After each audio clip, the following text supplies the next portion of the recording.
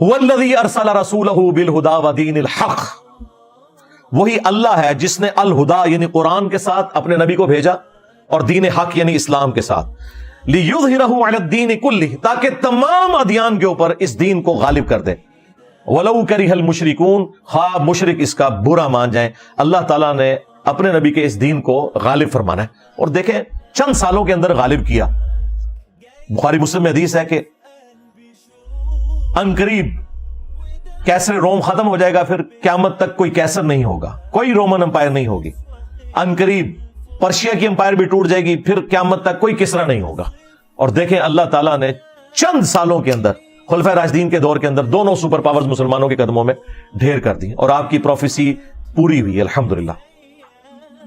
और अल्टीमेट जो पूरी होनी है पूरी दुनिया के हवाले से, वो हदीस मौजूद है सुनन नबी दाऊद के अंदर कि नबी इस्लाम ने फरमाया कि क़यामत उस वक्त तक कायम नहीं होगी जब तक कि मेरी बेटी फातिमा की औलाद में से मेरे ही नाम के ऊपर मोहम्मद बिन अब्दुल्लाह अल महदी एक ऐसा शख्स ना पैदा हो जाए जो पूरी दुनिया को इंसाफ से भर देगा।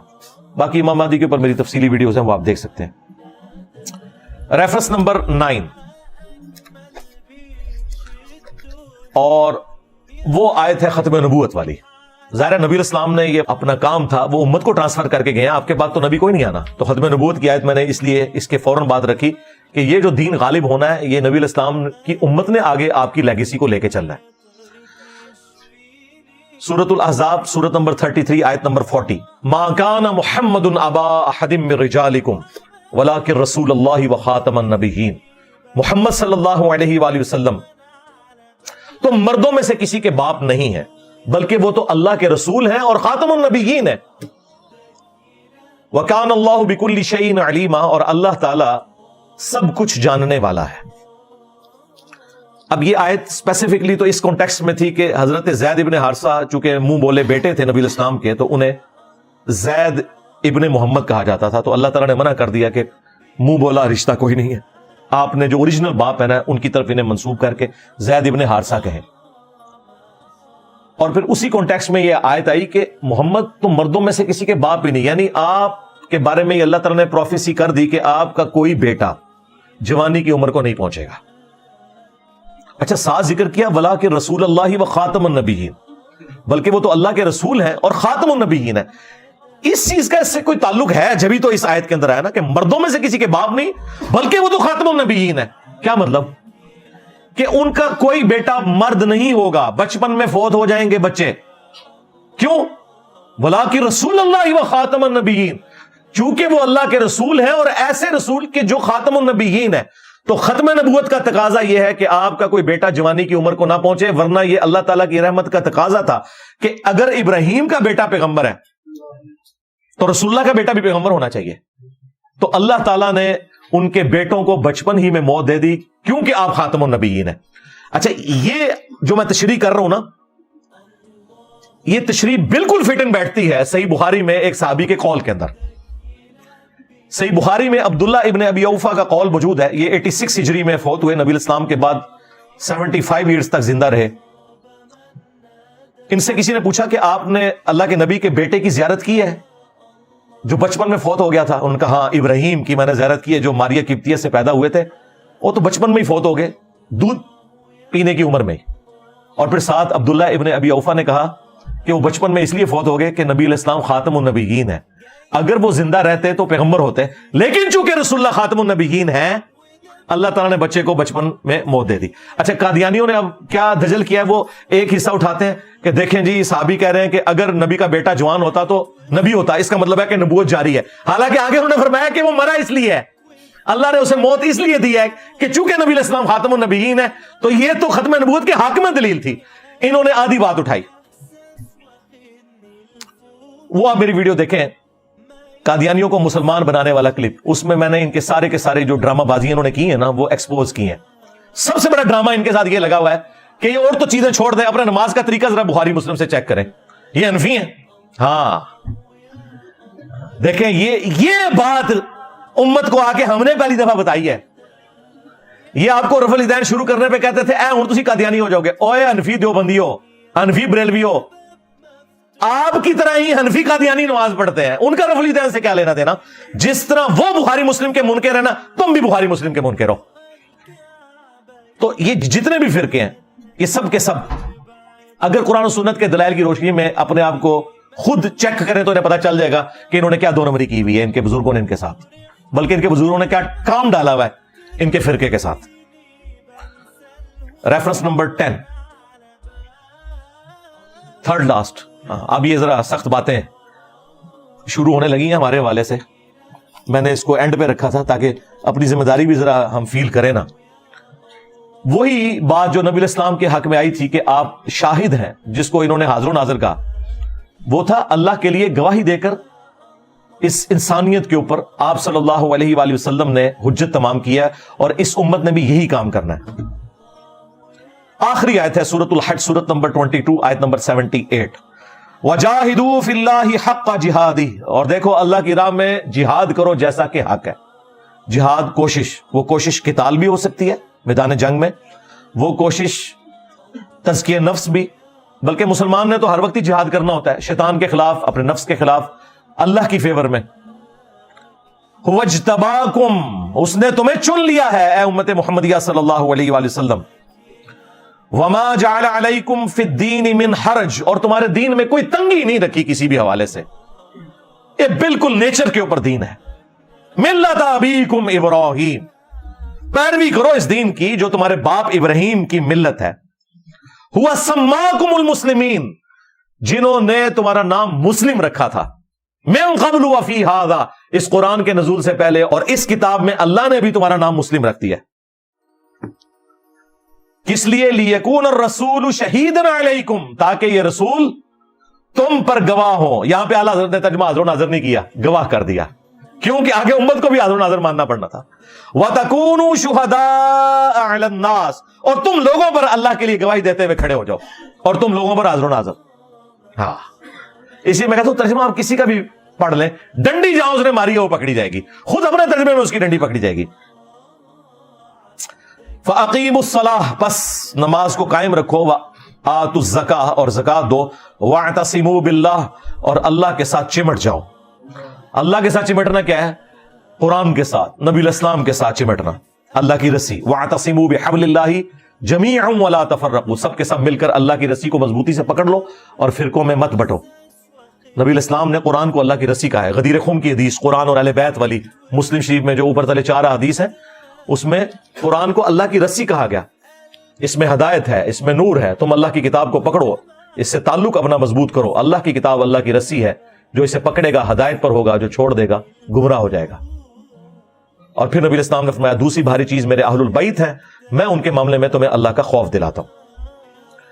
تو یہاں پر اللہ تعالیٰ نے کہا کہ اپنا تعلق اپنے رب کے ساتھ, قرآن و سنت کے ساتھ مضبوط کرو. ہوا مولاکم, وہی تمہارا پش پناہ ہے, تمہارا مولا ہے. فنعم المولا ونعم النصیر, تو کیا ہی اچھا مولا ہے اور کیا ہی اچھا وہ مددگار ہے. اللہ سے بڑھ کے کون ہو سکتا ہے؟ تو یہاں پہ آپ کا نام مسلم بتایا گیا ہے, بریلوی دیوبندی اہل حدیث شیعہ نہیں بتایا گیا, حنفی شافعی مالکی نہیں. وہ کہتے نہیں جی مسلمان ہی ہے نا سرکار. آپ کسی بھی بریلوی دیوبندی اہل حدیث شیعہ کی مسجد میں جائیں اور وہ آپ سے پوچھے کہ آپ کون ہیں, اور آپ جواب میں کہیں کہ میں مسلم ہوں, تو وہ آگے سے آپ کو لازمن کہے گا میں کافر ہوں. یہ وہ جو چڑ جاتا ہے, یہی اشارہ ہے کہ یہ مسلم نام سے چڑھتے ہیں. اچھا اگر کافر نہیں ہو تو کسی مسجد میں مسلم کیوں نہیں لکھتے ہو؟ اپنے تو سارے بابے سال لگائے ہوئے ہیں, حنفی, دیوبندی, اہل سنت والجماعت حنفی دیوبندی, اہل سنت والجماعت حنفی بریلوی, بلکہ وہ ول وہ لکھتے ہیں اور یہ واؤ کے ساتھ لکھتے ہیں. وہ کہتے ہیں انہوں نے ول پہ ہے, جو بندیاں نو ول پہ آ جاتے بغیر ول والا جڑا جنا وہ بریلوی لکھتے جے. مسلم کیوں نہیں لکھتے؟ بخاری مسلم میں حدیث ہے کہ قرب قیامت میں جب دجال نکلے گا اور عیسیٰ ابن مریم کے ساتھ مل کر مسلمان قتال کریں گے اس کے خلاف, تو اگر کوئی یہودی میدان جنگ میں کسی درخت یا پتھر کے پیچھے بھی چھپا ہوگا نا, تو درخت اور پتھر بھی بول اٹھے گا اور کہے گا اے مسلم, میرے پیچھے یہودی ہے, اسے قتل کرتے. یعنی عام عادت میں نہیں قتل کرنا, یعنی میدان جنگ کی بات ہو رہی ہے. وہاں پہ الفاظ ہیں یا مسلم, अय्युहल मुस्लिम, या बरेलवी या देवबंदी या अहले हदीस या शिया नहीं है। हां, सवाए एक गरकत का दरख्त नबी इस्लाम ने कहा वो पना देगा जिसकी काश्त इसराइल में कसरत के साथ की है उन्होंने। बड़ा घना किस्म का दरख्त होता है, एक झाड़ी है दरख्त नुमा, वो पना देगा, वो यहूदियों का दरख्त है। तो बस उस वक्त का इंतजार करें, और उस वक्त अगर आपको मुस्लिम की सदा आई और आपने पीछे मुड़ के ना देखा, ये समझते हुए कि कोई इंजीनियर साहब का स्टूडेंट ही ना पुकार रहा हो, तो बदबख्ती की मौत ही मर जाएंगे। आज से ही तैयारी शुरू कर दें। रेफरेंस नंबर 11 सूरह अत-तौबा, सूरत नंबर 9 की आयत नंबर 24। ये तो हमारे उस्ताद डॉक्टर इसरार साहब जिस तरीके से बयान करते थे वो उनका खासा था। वो डॉक्टर इसरार साहब तो कुरान फिर इस तरह बयान करते थे जिस तरह कुरान नाजिल हुआ है। कुरान उस तरह नहीं नाजिल हुआ जिस तरह तारिक जमीर साहब या गामदी साहब बोलते हैं। कुरान उस तरह नाजिल हुआ है जिस तरह डॉक्टर इसरार साहब बयान करते हैं। और नबी इस्लाम भी इसी तरह बयान करते थे। सही मुस्लिम में हदीस है कि जब नबी सल्लल्लाहु अलैहि वसल्लम मिंबर पर चढ़ते तो आपकी आंखें सुर्ख हो जाती, आवाज बुलंद हो जाती, गुस्से में इजाफा हो जाता, जैसा कि कोई जर्नैल अपनी फौज को तैयार कर रहा हो। तो ये आंखें सुर्ख होना, आवाज का बुलंद होना और गुस्से में इजाफा होना एग्रेसिव स्टाइल में, ये चीज थी जिसने सहाबा किराम में बिजली भरी थी। और ये आयत तो फिर वो डॉक्टर सार साहब जिस तरीके से बयान करते थे, आयत नंबर 12 24 नंबर सूरह अत-तौबा आयत नंबर 24। कुल इन काना आबाउकुम, ऐ नबी इनसे खोल कर ये बात इरशाद फरमा दो कि अगर तुम्हारे बाप व अबनाउकुम, और तुम्हारे बेटे यानी तुम्हारी औलाद, व इख्वानुकुम, और तुम्हारे भाई, व अज़वाजुकुम, और तुम्हारी औरतें, व अशीरतुकुम, और तुम्हारा सारे का सारा कुंबा, व अमवालु निक़तरफ़्तुमूहा, और तुम्हारे कमाई के माल, व तिजारतुन तख़शौना कसादहा, और वो तिजारत जिसके मांद पड़ जाने का हर वक्त तुम्हें खदशा लगा रहता है, व मसाकिनु तरदौनहा, और वो घर जो तुम्हारे पसंदीदा हैं। ये 8 चीजें गिनवाई हैं दुनिया की। अगर इन 8 चीजों की मोहब्बत, अहब्बा इलैकुम, अगर ये चीजें तुम्हें ज्यादा महबूब हो जाएं, मिनल्लाहि व रसूलिही व जिहादिन फी सबीली, अल्लाह से और उसके रसूल से और अल्लाह की राह में जिहाद करने से, फतरब्बसू, तो फिर इंतजार करना, हत्ता याती अल्लाहु बि अमरी, यहां तक कि अल्लाह ताला का हुक्म अजाब तुम पर आ पहुंचे। वल्लाहु ला यहदिल कौमल फासिकीन, और अल्लाह ताला फासिक लोगों को हिदायत नहीं देता। बल्कि डॉक्टर सरार साहब जब बोलते थे ना तो साथ कहते थे फतरब्बसू, तो तबाह हो जाओ, हत्ता याती अल्लाहु बि अमरी, यहां तक कि अल्लाह ताला का हुक्म अजाब आ पहुंचे, इंतजार करो। अल्लाह अकबर। यह आयत है जी जिसमें अल्लाह ताला ने दुनिया की 8 चीजें गिनवाई हैं और कहा है कि ये ज़ाहिर एक सिंबल के तौर पर है, इस सारी चीजें इसी कैटेगरी में फॉल करती हैं। अगर इनकी मोहब्बत अल्लाह रसूल से बढ़ जाए, अल्लाह की राह में जिहाद से बढ़ जाए, तो फिर फारिग हो। सूरह अल-अहज़ाब के स्टार्ट में अल्लाह ताला फरमाया, अन्नबिय्यु औला बिल मुमिनीना मिन अनफुसिहिम व अज़वाजुहु उम्महातुहुम, नबी मोमिनीन की जानों से बढ़कर उन पर हक रखते हैं और नबी की बीवियां उम्मत की माएं। यानी हमारी जान से भी बढ़कर हम पर जिसका हक है ना, वो शख्सियत है जिसकी कब्र मदीने में है, जो हमारे रूहानी बाप हैं, क्योंकि उनकी बीवियां उम्मत की माएं हैं। बुखारी और मुस्लिम दोनों में हदीस है, उस शख्स ने ईमान की हिलावत चख ली जिसमें 3 निशानियां हैं। नंबर 1, अल्लाह और उसका रसूल उसे पूरी दुनिया में हर चीज से बढ़कर महबूब हो जाए। नंबर 2, दोस्ती और दुश्मनी का मयार अल्लाह की जात। और नंबर 3, कुफर की तरफ लौटाया जाना उसके लिए इतना ही मुश्किल हो जाए जितना जिंदा आग में जलना, यानी वो जिंदा आग में जलने के लिए तैयार हो जाए लेकिन अपना दीन ना छोड़े, तो फिर उसे ईमान की मिठास मिल जाएगी। फिर बुखारी और मुस्लिम दोनों में हदीस है, तुम में से कोई शख्स उस वक्त तक मोमिन ही नहीं हो सकता जब तक कि मैं उसे उसके मां बाप, औलाद, सब लोगों से बढ़कर अजीज ना हो जाऊं। तो ये नबी अलैहिस्सलाम क्या बता रहे थे? नबी अलैहिस्सलाम ये बता रहे थे कि मां बाप तशाई कोई नहीं, बाबे तशाई कोई नहीं, जहां मेरी बात आ जाए। यही बात है ना। यहां जनाब माएं कहती है मैं दूध नहीं बख्शांगी जे तू दाढ़ी रख ली थे। तो ऐसे मां बाप को फिर यही बताना चाहिए ना कि मेरे नबी सा है ही कोई नहीं, اما ابا جی تسی تے شاہی کوئی نہیں، کیونکہ میرے نبی کے مقابلے پہ کھڑے ہو گئے. اور یہ سب سے ہلکا جملہ ہے جو ہم بول سکتے ہیں. ادروائز تو ان کو کہنا چاہیے کہ اپنے ایمان کی فکر کرو، تم خود بھی مسلمان رہے ہو کہ نہیں بغاوت پہ اتر کے. اور پھر صحیح بخاری میں ایک حدیث ہے، نبی الاسلام اور سیدنا عمر ایک دفعہ ہاتھ میں ہاتھ ڈال کے چہل قدمی کر رہے تھے، تو حضرت عمر نے دیکھا نبی الاسلام نے اتنی شفقت کی ہے تو تھوڑے فرینک ہوئے. ان کا یا رسول اللہ پوری دنیا میں سب سے بڑھ کر آپ مجھے محبوب ہیں سوائے میری جان کے. اچھا وہ سمجھ رہے تھے میں نے بہت کارنامہ کر دیا ہے. ہاں نبی الاسلام نے فرمایا نہیں بلکہ تیری جان سے بھی بڑھ کر. تو ان کا یا رسول اللہ ہاں آپ مجھے میری جان سے بھی بڑھ کر عزیز ہیں. پھر آپ نے فرمایا اب تیرا ایمان مکمل ہوا ہے. اچھا انہوں نے سچ بولا، انسان کو اپنی جان سے آگے تو کوئی چیز نہیں ہوتی، لیکن نبی الاسلام کے سامنے سچ بولنے کی برکت یہ ظاہر ہوئی کہ آپ علیہ السلام نے اس بات کو کھول دیا کہ بھائی یہ بھی ایمان مکمل نہیں ہے جب تک کہ اپنی جان سے بھی بڑھ کر مجھے عزیز نہیں سمجھو گے. اور اس کا مطلب قطعاً یہ نہیں ہے کہ آپ نے لبیک یا رسول اللہ کے نعرے ہی لگانے ہیں خالی اور عمل کوئی نہیں کرنا. ختم نبوت کا نام لینا ہے اور چلانی ہے جو اپنی کاز اینٹی قادیانی کاز چلانی ہے، اینٹی چشتی رسول اللہ، اینٹی تھانوی رسول اللہ، بات ہی نہیں کرنی کیونکہ اس میں اپنے فرقے خلاف ہو جائیں گے. تو یہ ختم نبوت کا کام نہیں ہو رہا، یہ اینٹی قادیانی کام ہے. ختم نبوت یہ ہے کہ خواہ غلام احمد قادیانی دجال ہو یا کوئی اور دجال ہو، وہ کسی بھی فرقے کا بزرگ ہو، جس نے ختم نبوت کے اوپر ڈاکہ مارا ہے سب کو ایک ہی کٹہرے میں لا کر کھڑا کیا جائے. آخری ریفرنس نمبر 12. آپ گیس کریں کہ آخری ریفرنس کیا ہو سکتا ہے؟ اس کے بعد تو کسی کی گنجائش ہی نہیں تھی. تو یقیناً یہ 11واں ریفرنس یہ آخری تھا. یہ جو 12واں ریفرنس ہے جو اللہ کے محبوب علیہ السلام کا احسان ہے اس امت کے اوپر، اس کے کانٹیکسٹ میں اللہ تعالیٰ نے امت کے اوپر ایک چیز فرض کر دی ہے. سورۃ الاحزاب سورت نمبر 33 آیت نمبر 56.